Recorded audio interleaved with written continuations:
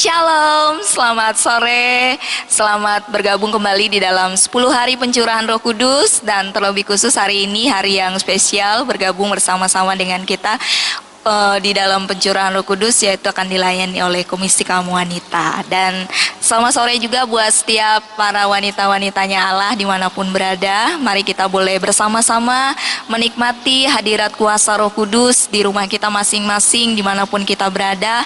Saya percaya bahwa kuasa Roh Kudus bekerja di dalam setiap kehidupan kita. Dan mari kita boleh menikmati kuasa hadiratnya. Kita mau bersama-sama masuk dalam pujian, penyembahan kita bagi Tuhan.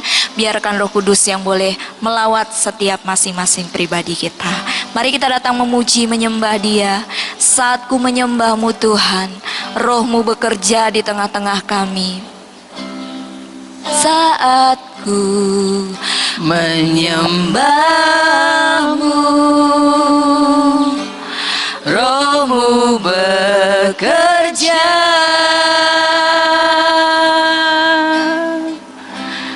Saat ku memuji-Mu,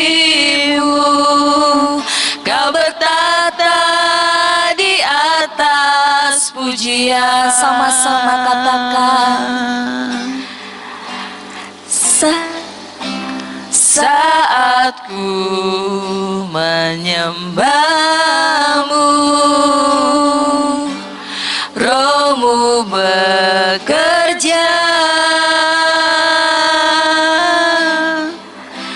Saat ku memuji-Mu, Kau bertata di atas pujian. Ku angkat hatiku, ku pandang kekudusan-Mu. Saat ku sembah, ku puji-Mu, ku rasakan kehadiran-Mu Tuhan. Sama katakan, saat kami menyembah-Mu Tuhan. Saat ku menyembah-Mu, Roh-Mu bekerja. Saat ku memuji-Mu, Kau bertata di atas pujian. Ku angkat hatiku, ku pandang kekudusan-Mu. Saat ku sembah, ku puji-Mu, ku rasakan kehadiran-Mu Tuhan. Kami angkat hati kami-ku, ku pandang kekudusan-Mu. Saat ku sembah, ku puji-Mu, ku rasakan kehadiran-Mu Tuhan. Ku rasakan kehadiran-Mu Tuhan. Ku rasakan kehadiran-Mu Tuhan. Mari kita sembah Tuhan. Haleluya. Kami menyembah-Mu Tuhan. Haleluya. Hadirat-Mu bekerja. Kuasa Roh-Mu mengalir,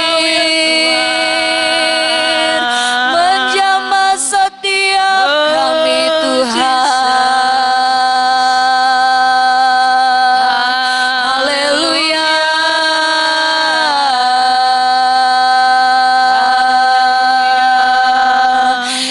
percaya Tuhan. Amin. Kuasa Roh-Mu Haleluya, bekerja di Yesus. tengah-tengah kami Amin. Tuhan.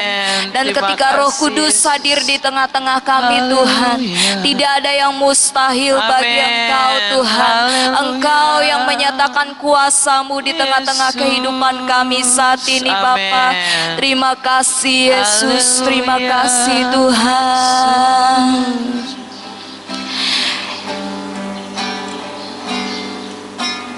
Roh Kudus hadir di sini,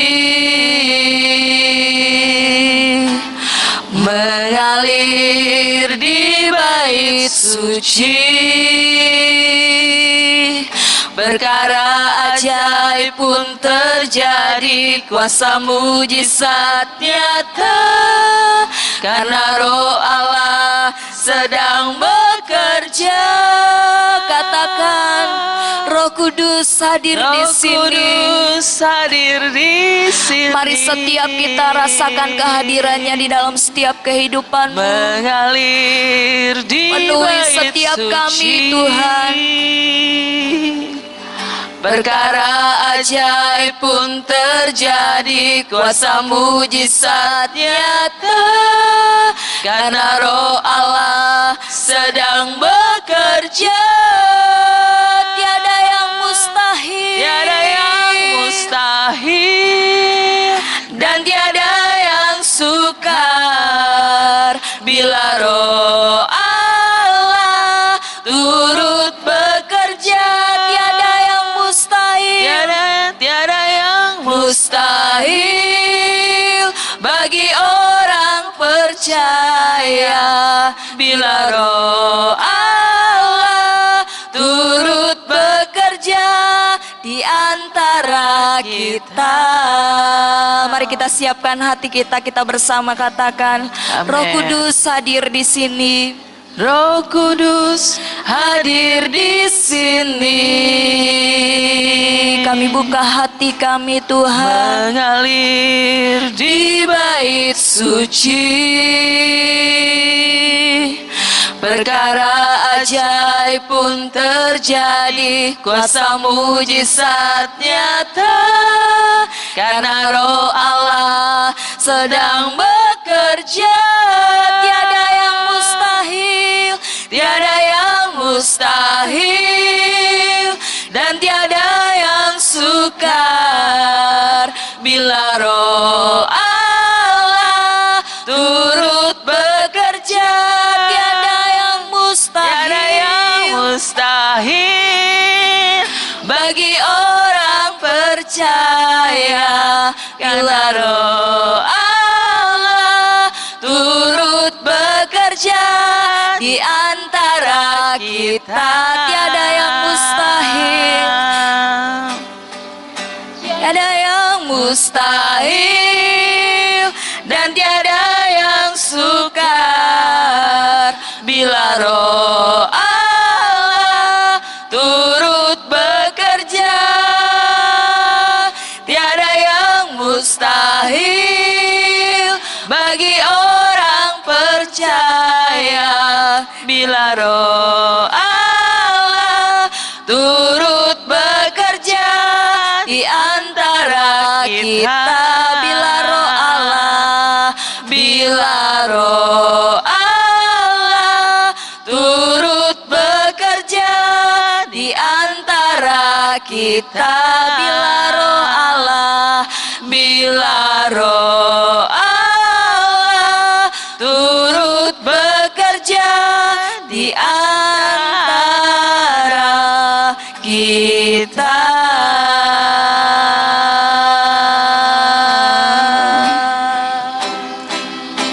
Amin. Sungguh tidak ada yang mustahil bila Engkau Tuhan ada bersama-sama dengan kami. Tidak ada yang mustahil jika Roh Allah bersama-sama dengan kami. Kami bangga memiliki Allah seperti Engkau, Allah yang begitu mengasihi dan mempedulikan kehidupan kami. Bapa, pada saat ini kami akan belajar kebenaran firman-Mu. Mari singkapkan rahasia-rahasia kebenaran-Mu supaya kami mengerti dan mampukan kami untuk melakukannya dalam kehidupan kami, agar Engkau senantiasa dipermuliakan dalam hidup ini. Terima kasih Tuhan, urapi kami semua, berkati kami semua. Dalam nama Yesus kami sambut firman ini dengan ucapan syukur, haleluya, amin. Shalom semuanya. Puji Tuhan, kita berjumpa kembali lagi dalam kebaktian khusus pencurahan Roh Kudus. Dan hari ini sudah memasuki hari yang ke-7. Saya berharap 6 hari sebelumnya banyak firman yang sudah dibagikan, itu benar-benar mendapatkan tempat yang khusus, tempat yang utama dalam hati, pikiran dan jiwa kita, sehingga bisa bertumbuh dalam kehidupan nyata kita dan semuanya untuk kemuliaan Tuhan. Ya, puji Tuhan. Sore ini kita akan belajar kembali lagi satu kebenaran firman Tuhan yang saya beri judul bahwa hidup yang dipenuhi dengan Roh Kudus itu mengasyikkan. Hidup yang dipenuhi dengan Roh Kudus adalah sesuatu yang sangat menyenangkan. Waktu kecil, papa saya membuatkan saya satu mainan ayunan. Itu ditaruh di beranda rumah. Kebetulan beranda rumah kami itu dua bagian sisinya itu terbuka. Jadi kita bisa melihat luas ke depan itu tanpa ada halangan.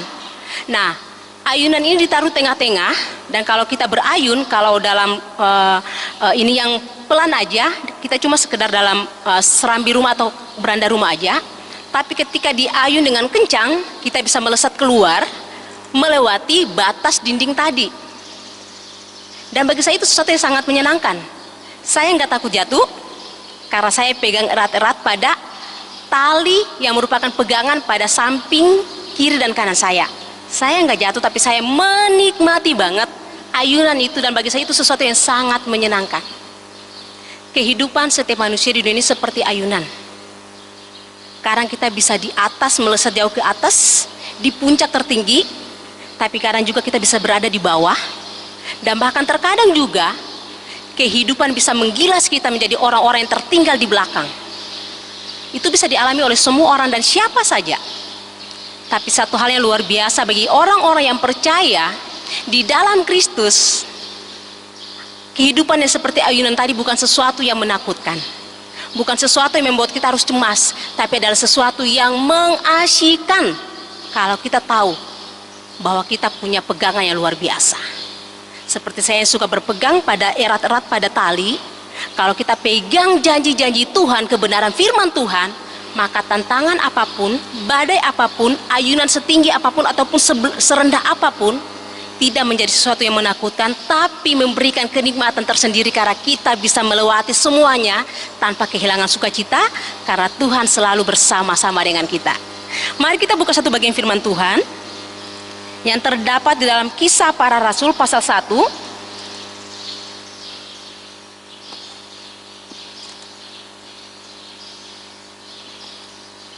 Kisah Para Rasul pasal 1 ayatnya yang pertama hingga ayatnya yang kelima yang akan saya bacakan buat kita semua.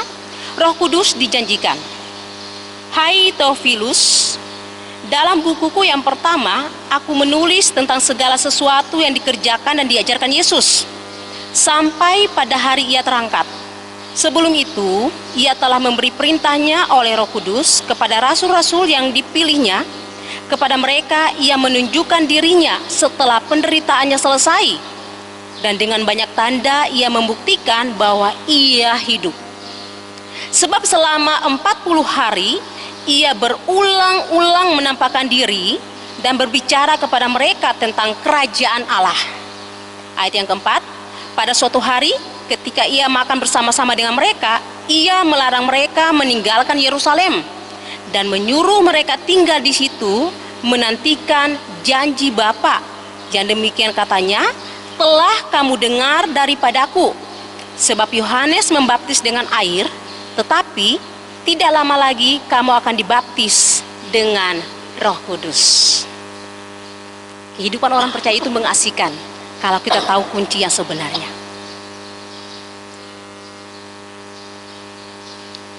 Yesus masa hidupnya gak terlalu lama, sekitar 30-an tahun.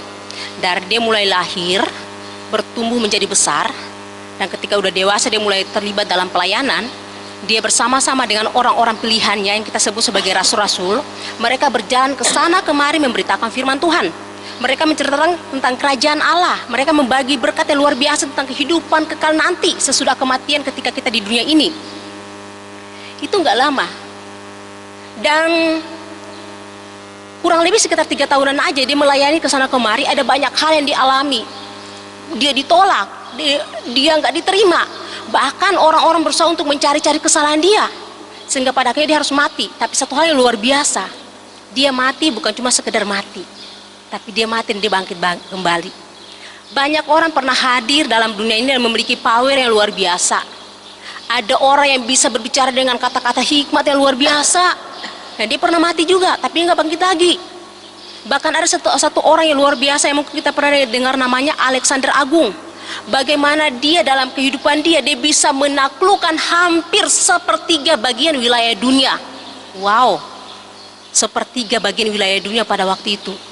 Berarti bisa kita bayangkan bahwa dia punya power yang luar biasa, dia punya ini yang sangat luar biasa, pengaruh yang dahsyat banget. Dan pada akhirnya dia meninggal, dan sampai sekarang nggak pernah lagi dia bangkit. Tapi Tuhan yang kita sembah luar biasa. Masa hidup dia nggak terlalu panjang, tapi dia memberikan dampak yang luar biasa. Ketika dia mati, dia harus mati memang untuk menggenapi rencana Allah bagi manusia, menebus kita dari setiap dosa dan kesalahan kita. Tapi 3 hari kemudian, dan itu pun sesuai dengan firman Tuhan, sudah dinubuatkan, dia bangkit kembali, pergi kepada Bapa menyediakan tempat yang bagi kita.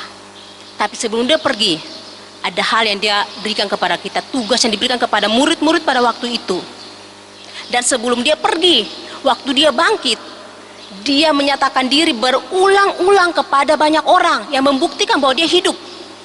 Kalau cuma sekedar bangkit aja tanpa ada menampakkan diri, ya mungkin orang akan berpikir, nggak mungkin, nggak ada buktinya.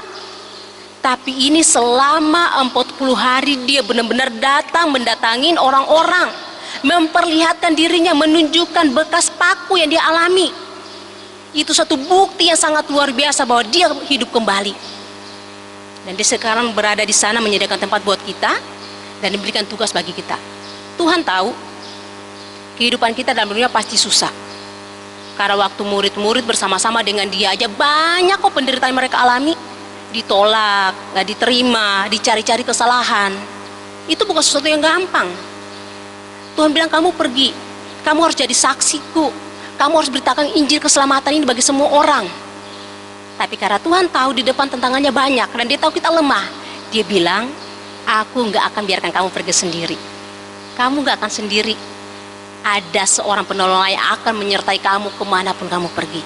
Bahkan firman Tuhan dikatakan bahwa dalam Yohanes pasal 14, bahwa penghibur itu akan menemani kita selama-lamanya.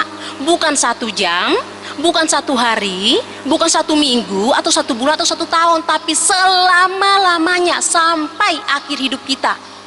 Dia akan terus menemani kita. Masa hidup Yesus cuma sekitar 30-an tahun, fisiknya bisa dilihat oleh murid-muridnya. Tapi sekarang, memang kita nggak bisa lihat fisik, tapi kita bisa merasakan kehadirannya selama-lamanya. Itulah yang membuat kita kuat dalam menghadapi segala tantangan kehidupan. Sehingga kita bisa katakan bahwa kehidupan ini asyik kalau saya berpegang pada Tuhan.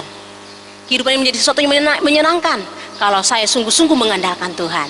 Ya, iya, firman Tuhan tadi berkata bahwa kamu jangan tinggalkan tempat ini sampai diperlengkapi dengan kuasa Allah. Siapakah itu? Kuasa apakah itu? Itu adalah Roh Kudus. Roh Kudus itu adalah pribadi Allah sendiri. Roh Kudus itu adalah Allah sendiri yang akan berdiam dalam kehidupan kita dan akan memimpin kita, menyertai kita menjalani hari-hari kehidupan. Ada perbedaan antara orang yang terima Roh Kudus dengan orang yang dipenuhi dengan Roh Kudus.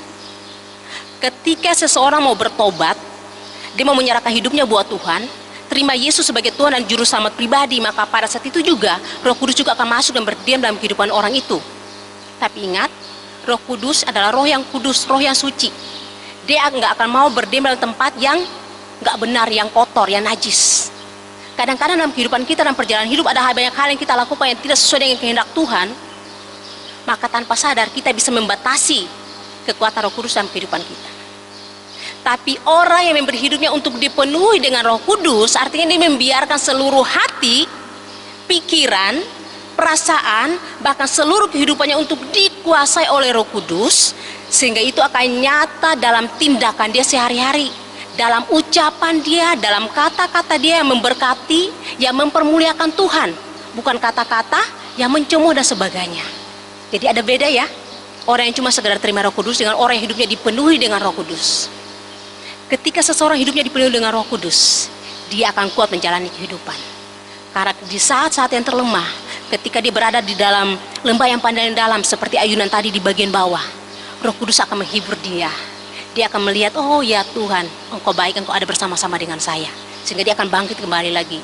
Ketika dia berada di puncak, dia nggak akan lupa untuk bersyukur. Dia tahu bahwa semua yang dia dapati adalah karena Tuhan.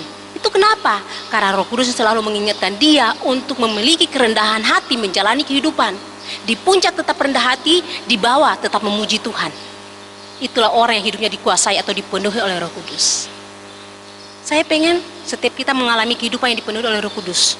Bukan hanya sekedar tahu tentang Roh Kudus, tapi memberikan hidup untuk dipimpin, dikuasai, dipenuhi oleh Roh Kudus. Kenapa harus dipenuhi oleh Roh Kudus? Ada banyak hal sebenarnya ketika hidup seseorang dipenuhi oleh Roh Kudus, tapi saya berikan beberapa hal. Yang pertama, ketika seseorang dipenuhi dengan Roh Kudus, dia akan memiliki semangat dan keberanian. Semangat bukan cuma sekedar di sana kayaknya sih kerjaannya banyak, saya masih kuat, saya kerjanya semangat, bukan cuma sebatas itu. Semangat yang dimaksudkan di sini adalah semangat untuk hidup dalam kebenaran. Itu bukan sesuatu yang gampang. Tubuh kita ini terdiri dari daging. Untuk melawan kedagingan ini bukan sesuatu yang mudah, sulit. Tapi orang yang hidupnya dipenuhi dengan Roh Kudus, dia tahu, saya memang tahu ini nggak gampang, ini susah. Tapi dengan Tuhan saya sanggup melakukan segalanya. Bersama Yesus saya cakap menanggung segala sesuatu. Kenapa bisa terjadi? Karena dia dipenuhi dengan Roh Kudus. Roh Kudus akan mengingatkan dia. Roh Kudus bilang, firman Tuhan katakan, rambut kepalamu pun terhitung. Lah, kalau rambut kepala kita aja terhitung, berarti Tuhan perhatikan sampai sedetail-detailnya kehidupan kita. Kenapa kita harus begitu takut banget menghadap kehidupan ini? Tuhan bilang juga kayak gini, lihat tuh burung-burung di udara aja Tuhan pelihara. Masa kamu gak aku pelihara? Tuhan sanggup untuk memberkati. Tapi ya kita juga harus kerja. Bukan berarti kita terus tinggal duduk aja. Itu bukan semangat namanya. Semangat dalam berusaha, dan akhirnya kita akan melihat kemuliaan Tuhan. Firman Tuhan juga katakan, kamu ini adalah biji matanya aku. Orang mungkin kalau sakit kaki mungkin dia gak akan terlalu peduli. Tapi kalau orang matanya sakit, dia akan berusaha untuk melakukan segala cara supaya bisa melihat kembali, supaya pandangannya normal. Karena mata ini merupakan sebuah jendela bagi kita untuk bisa melihat dunia. Ketika mata kita rusak, gelaplah kehidupan dunia. Tuhan katakan kita ini seperti biji matanya Tuhan. Berarti dipelihara banget, diperhatikan banget. Nah kalau kita udah tahu janji firman Tuhan seperti kayak gini, ini akan cuma kita bisa ingat ketika Roh Kudus mengingatkannya buat kita. Kenapa kita harus jadi takut menghadapi kehidupan? Kita pasti punya semangat, kita pasti punya keberanian, ya. Jadi orang yang dipenuhi dengan Roh Kudus, dia akan bersemangat untuk melakukan kebenaran. Dia bersemangat untuk menjauhi kehidupan yang salah.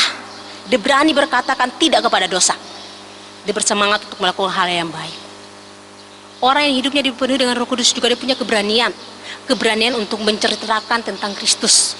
Keberanian untuk menjadi saksi. Gak takut ditolak dunia. Kadang-kadang kan kalau orang terlalu alim, kan orang bisa berpikir, sok alim banget sih kamu, berupamu kayak gitu. Gak jadi masalah. Selama itu ada sesuatu yang dikehendaki Tuhan, kenapa tidak? Why not? Aku akan tetap melakukannya. Saya berani untuk menolak segala sesuatu yang tidak sesuai dengan kehendak Tuhan. Ya mungkin gak gampang, saya harus berperan dengan kedagingan saya, itu benar. Tapi saya akan terus berusaha. Dan Roh Kudus akan memberikan keberanian bagi saya untuk menembus segala sesuatu yang tidak berkenan, sehingga Tuhan mendapat saya layak di hadapannya. Itu hal yang pertama. Roh Kudus memberikan kita keberanian, memberikan kita semangat untuk hidup dalam kebenaran Tuhan. Kalau kita pernah pelajarin, minggu-minggu kemarin juga kita sudah dengarin tentang si Petrus. Siapa sih Petrus? Cuma seorang nelayan, bukan seorang yang punya pendidikan yang tinggi.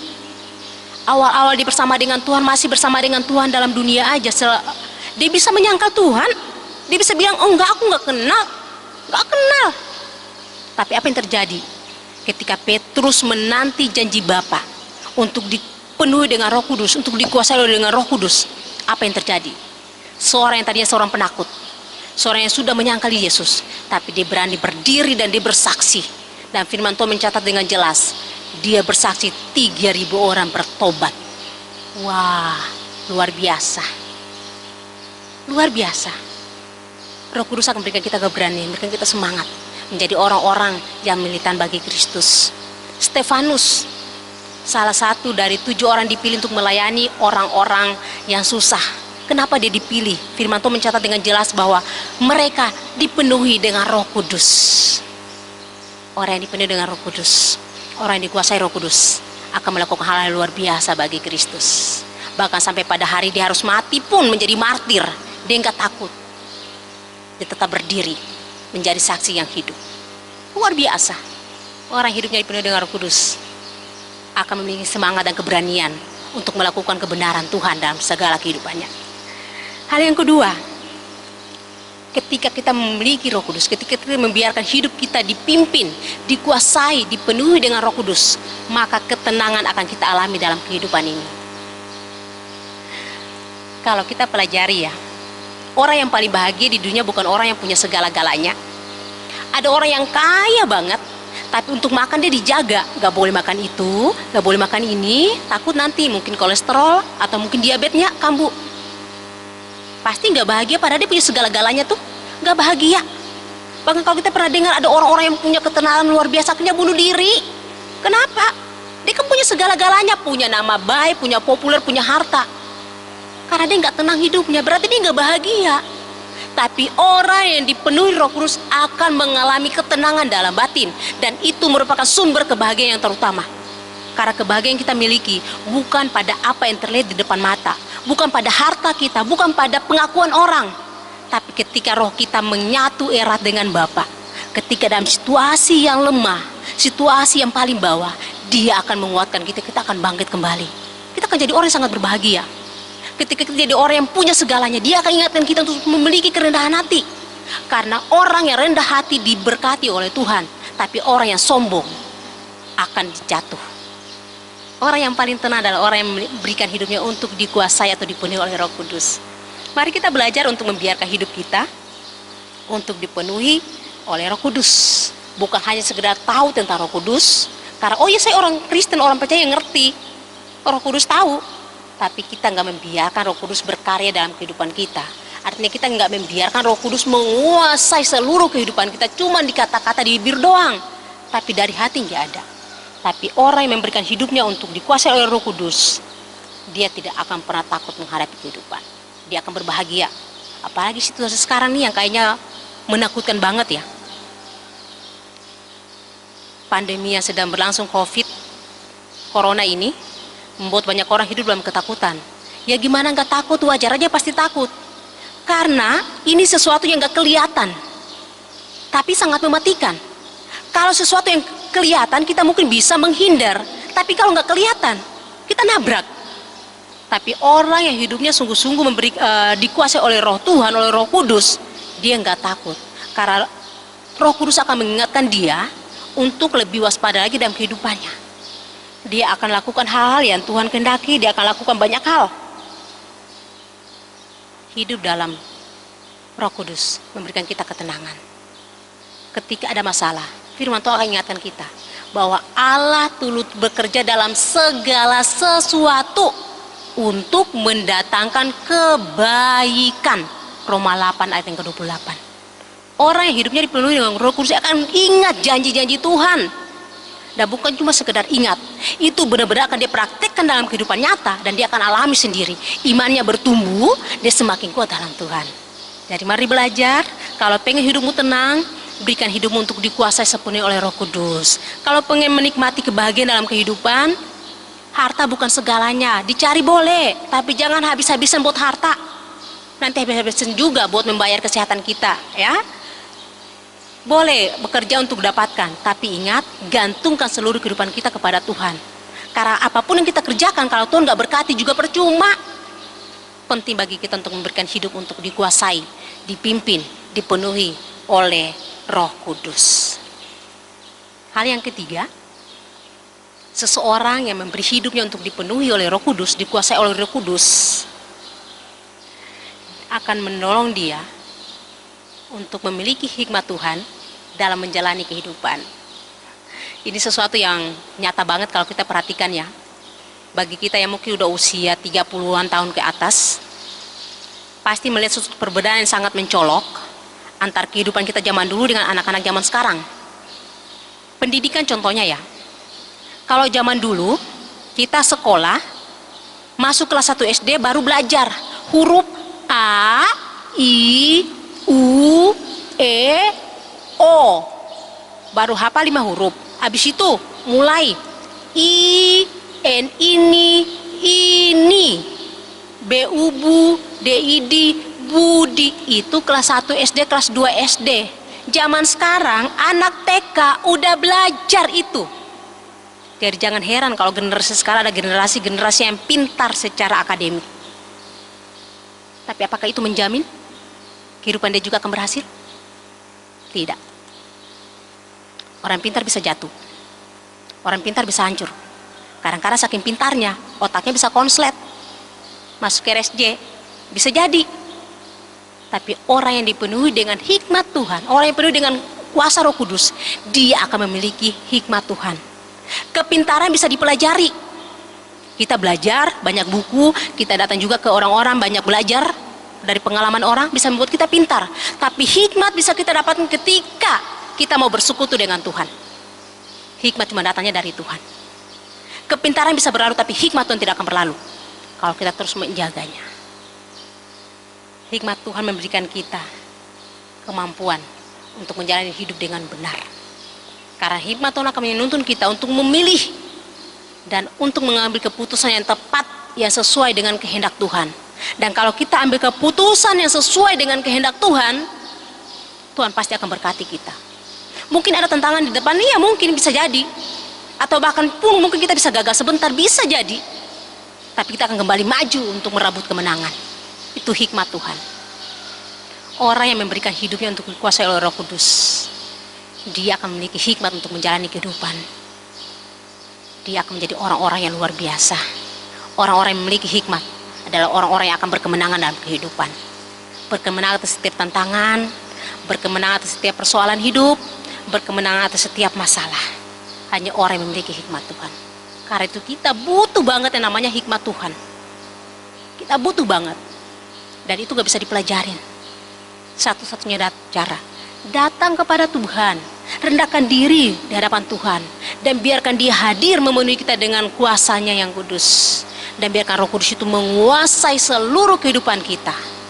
Maka kita akan penuh dengan hikmat Tuhan. Saya diberkati banget dengan kalau mempelajari tentang kehidupan si Raja Daud. Dia berperang ke sana kemari, dan dia mengalami kemenangan yang luar biasa, gilang gemilang berulang-ulang kali. Suatu ketika dia masuk, dia serang, mereka menang, pulang. Berikutnya lagi mereka mau maju untuk mau berperang, mereka juga menang. Tapi rahasianya apa? Sebelum mereka maju, Daud selalu bertanya kepada Tuhan. Daud selalu meminta hikmat Tuhan. Dan hikmat Tuhan itu bukan cuma satu cara. Kalau kepintaran kadang-kadang bisa cuma satu cara. 1 kali 3 atau 3 kali 1 sama dengan 3. Tapi hikmat Tuhan itu bisa bermacam cara. Suatu ketika mereka maju untuk berperang, udah menang. Besoknya lagi mereka mau maju dengan strategi yang sama. Tuhan bilang, hei Daud, jangan. Kamu bikin gerakan melingkar. Himpit mereka di tengah-tengah baru kamu serang. Daud ikuti perintah Tuhan, Daud ikuti apa yang Tuhan berikan, Daud ikuti hikmat yang Tuhan berikan. Dan apa yang terjadi? Kemenangan gilang gemilang. Jadi orang yang berjalan dalam hikmat Tuhan adalah orang yang memberikan hidupnya untuk dikuasai oleh Roh Kudus. Dia akan mengalami kemenangan demi kemenangan. Kemenangan bukan cuma berbicara tentang perjuangan depan, kemenangan atas keinginan daging kita juga, itu yang paling utama. Kemenangan itu menjadi bagian orang-orang yang hidup dalam kuasa Roh Kudus. Karena itu penting banget bagi kita untuk memberikan hidup untuk dikuasai sepenuhnya oleh Roh Kudus. Bukan hanya sekedar tahu.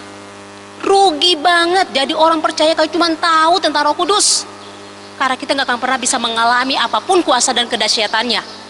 Tapi ketika kita memberikan hidup untuk dikuasai sepenuhnya oleh Roh Kudus, untuk dipenuhi dengan kuasa Roh Kudus, maka kita akan menjadi pemenang-pemenang dalam kehidupan ini. Semuanya yakin, semuanya kepengen kan jadi pemenang? Mari, ubah kehidupan kita. Kalau selama ini mungkin kita terlalu banyak tertidur, jalanin apa aja yang ada, tanpa membiarkan Tuhan bekerja dengan bebas dalam kehidupan kita. Mari ubah. lebih banyak merendahkan diri di kaki Tuhan, lebih banyak memberikan waktu untuk bersekutu dengan Tuhan, dan biarkan dia berbicara, bukan kita yang berbicara. Kadang-kadang satu kelemahan ketika kita berdoa, kita banyak ngomong banget, dan kita nggak kasih kesempatan buat untuk berbicara. Tapi coba sekali-sekali kita datang, kita duduk, kita diam. Tuhan, ini aku, apa yang kau mau katakan pada aku Tuhan, berbicara. Lalu kita diam, kita akan dengerin. Di situ Tuhan akan mengajar kita, Tuhan akan menegur kita. Bahkan mungkin ada dosa-dosa yang tersembunyi pun Tuhan akan ingatkan supaya kita bisa bertobat, supaya kita mengalami sesuatu yang baru. Jadi di momen yang khusus ini, mari kita belajar. Buka hati sebebas-bebasnya buat Tuhan. Izinkan dia yang menguasai seluruh kehidupan kita. Dan kita mau belajar untuk berjalan di bawah pimpinannya, di bawah kuasanya, di bawah pengaruhnya. Maka kemenangan akan menjadi bagian kita. Kemenangan bukan sesuatu yang cuma sekedar janji-janji mulut, tapi akan menjadi bagian orang-orang yang percaya, yang memberi hidupnya untuk dikuasai oleh firman Tuhan, memberi hidupnya dikuasai oleh Roh Kudus. Jadi jangan sampai kehilangan berkat ini. Semuanya ada pada kita masing-masing. Tapi saya berharap kita jangan jadi orang yang tidak mau menganggap ini, tapi kita mau berubah. Tuhan akan memberkati kita semua.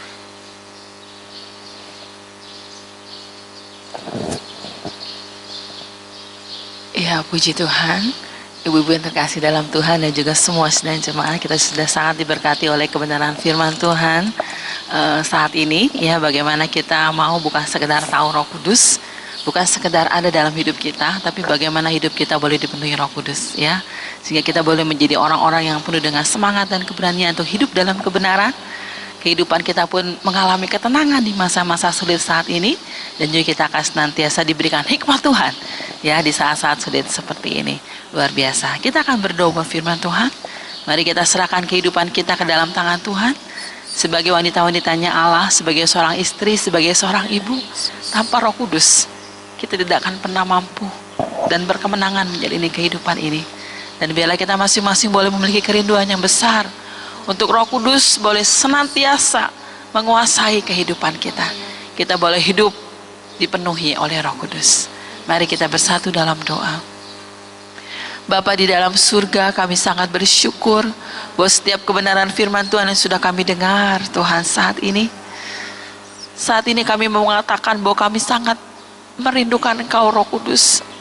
Biarlah Roh Kudus bukan sekadar ada di dalam hidup kami ya Tuhan, tetapi hidup kami boleh penuh dengan Roh Kudus, boleh dikuasai oleh Roh Kudus, diurapi oleh Roh Kudus.